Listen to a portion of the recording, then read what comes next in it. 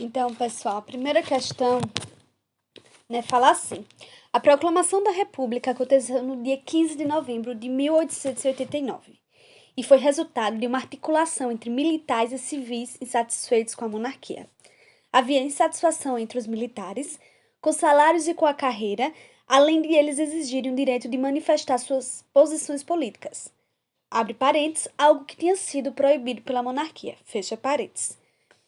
Havia também descontentamento entre elites emergentes com a subrepresentação na política da monarquia. Grupos da sociedade começavam a exigir maior participação pela vida eleitoral. A questão abolicionista também somou forças ao movimento republicano. E assim a derrubada da monarquia ocorreu pela perda de apoio político, fazendo com que esse regime se tornasse impopular entre as elites do Brasil. Esses grupos se uniram em um golpe que derrubou a monarquia e expulsou a família real. Aí a pergunta: a proclamação da República foi resultado de quê? Então, logo no início fala, aqui no início você começa a ler e fala: foi resultado de uma articulação entre militares e civis insatisfeitos com a monarquia. Essa seria a resposta. Pergunta 2. Quais grupos estavam descontentes com a monarquia, Então, aqui no meio do texto a gente encontra falando um pouco desses grupos, Tem os militares, elites emergentes e grupos na sociedade. Então, Terceiro, cite uma insatisfação de algum dos grupos que estavam descontentes com a monarquia. Então, no texto tinha várias respostas para essa, Os salários dos militares, a carreira deles, o direito de manifestar a posição política dos militares, a exigência na maior participação pela vida eleitoral, a questão abolicionista, certo? Quarto, por que exatamente ocorreu a derrubada da monarquia? Gente, aí aqui no texto fala também, No finalzinho já, ocorreu pela perda de apoio político, fazendo com que esse regime se tornasse impopular entre as elites do Brasil. Certo? Essa foi a primeira parte da nossa atividade. Segunda parte começa no quinto, e é a pergunta, O texto da pergunta.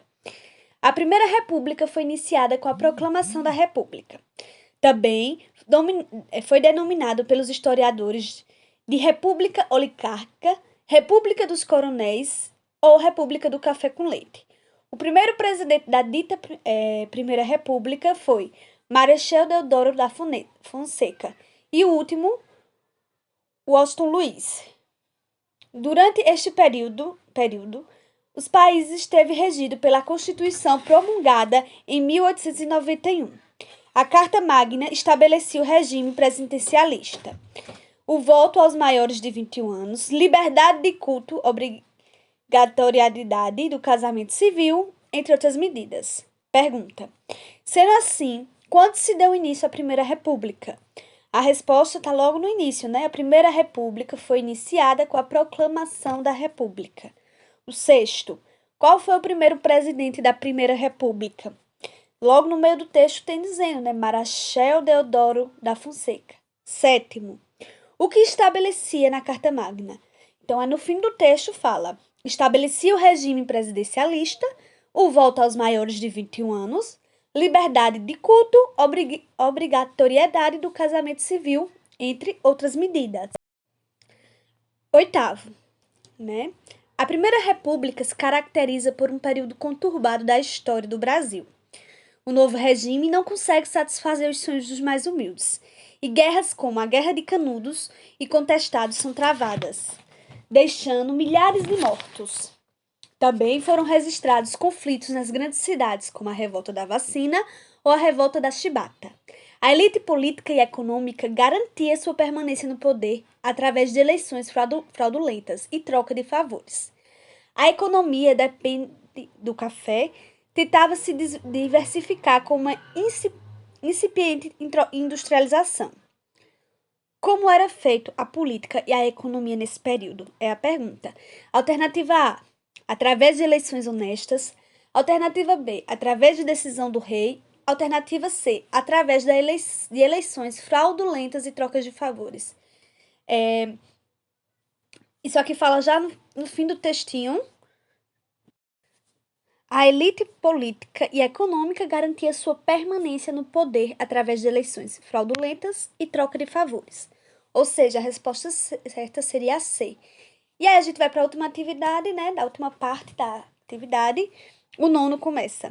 A Era Vargas foi o período da história republicana brasileira no qual o presidente da República foi Getúlio Dornelles Vargas, que governou ininterruptamente o Brasil entre 1930 e 1945. Posteriormente, Vargas assumiu ainda do mandato entre 1951 e 1954. Passagem de Vargas pela presidência representou uma nova era na história do país, em face das mudanças ocorridas na sociedade brasileira através das medidas socioeconômicas e políticas adotadas em seus governos. A era Vargas é dividida em 3 momentos: governo provisório, de 1930 a 1934, governo constitucional, 1934 a 1937, Estado Novo, 1937 a 1945. A pergunta: quantos anos Getúlio governou ininterruptamente o Brasil? Então, aqui em cima, logo no início, fala que é de 1930 a 1945, ou seja, se a gente fizer as contas, dá 15 anos, então a resposta certa seria a letra C. 10º, o que foi a Era Vargas? Primeiro parágrafo, já no início do texto. A Era Vargas foi o período da história republicana brasileira no qual o presidente da República foi Getúlio Dornelles Vargas, que governou interruptamente o Brasil entre 1930 e 1945. 11. O que representou a passagem de Vargas, né? Então, a passagem de Vargas, né,